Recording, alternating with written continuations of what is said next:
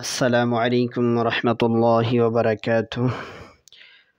আশা করি দিনী ভাই বোনেরা সকলে ভালো আছেন। আমি আলহামদুলিল্লাহ আপনাদের দোয়ায় ভালো আছি।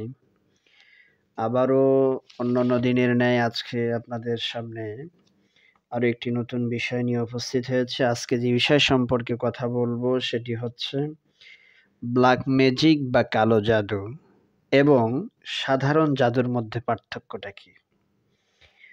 আমরা অনেকেই শুনে থাকি ব্ল্যাক ম্যাজিকের কথা বা কালো জাদুর কথা। আসলে এই ব্ল্যাক ম্যাজিক বা কালো জাদুটা কি জিনিস, আর সাধারণ যেই জাদু সেই জাদুটা কি জিনিস, এই দুইটার মধ্যে কি পার্থক্য রয়েছে সেই সম্পর্কে আপনাদেরকে আমি আজকে জানাতে যাচ্ছি ইনশাআল্লাহ। তার আগে সকলের কাছে রিকোয়েস্ট থাকবে, যারা এখনো সাবস্ক্রাইব করেন নাই প্লিজ দয়া করে চ্যানেলটিকে সাবস্ক্রাইব করে দেবেন ইনশাআল্লাহ। এখন শুরু করা যাক মূল বিষয়। ব্ল্যাক ম্যাজিক বা কালো জাদু এবং সাধারণ জাদুর মধ্যে পার্থক্য কি? ১ নম্বর পার্থক্য হচ্ছে, কালো জাদুর মধ্যে জাদুকর বারবার রহমানের সাথে কুফরি করে, অর্থাৎ আল্লাহ সুবহানাহু ওয়া তাআলার সাথে কুফরি করে শয়তানের সাথে অঙ্গীকার নবায়ন করে। পক্ষান্তরে সাধারণ জাদুর মধ্যে জাদুকরের একবার কুফরি করাই যথেষ্ট, বারবার কুফরি করতে হয় না। অর্থাৎ জাদুকর একবার কুফরি করার পর অসংখ্যবার সে জাদু করতে পারে। প্রতিবার জাদুর সময় কুফরি করার প্রয়োজন নেই সাধারণ জাদুর করার ক্ষেত্রে। এটি হলো সাধারণ জাদু। আর কালো জাদু, এটি চূড়ান্ত পর্যায়ের কুফরি করা হয় আল্লাহ সুবহানাহু ওয়া তাআলার সাথে। ওই জাদুকর যে জাদু তৈরি করে, যে জাদু প্রয়োগ করে। এই হলো ব্ল্যাক ম্যাজিক আর সাধারণ জাদুর প্রথম পার্থক্য। এখন আসা যাক দ্বিতীয় পার্থক্য কি।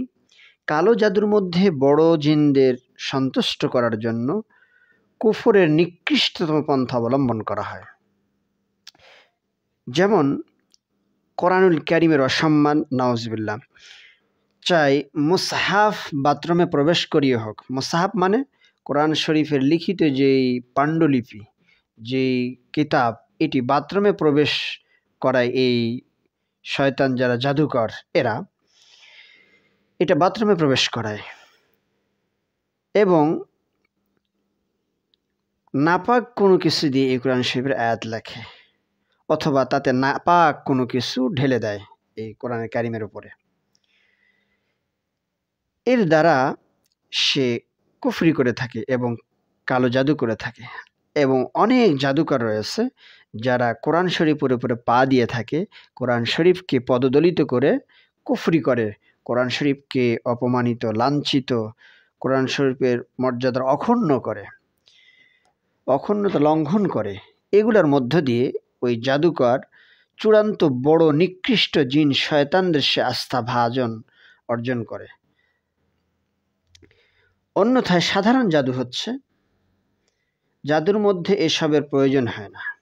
যেটা সাধারণ জাদু, তার মধ্যে এরকম বড় ধরনের পাপাচার কুফরির করার প্রয়োজন হয় না ওই সমস্ত জাদুকরদের। বরং কেবল সাধারণ জাদুকর কেবল জবান দ্বারা একবার কুফরি করলেই ওটা দ্বারা সে বারবার জাদু করতে পারে। কিন্তু কালো জাদু বা ব্ল্যাক ম্যাজিক করতে হলে তাকে বড় ধরনের কুফরি করতে হবে। এই হলো সংক্ষিপ্ত আকারে ব্ল্যাক ম্যাজিক বা কালো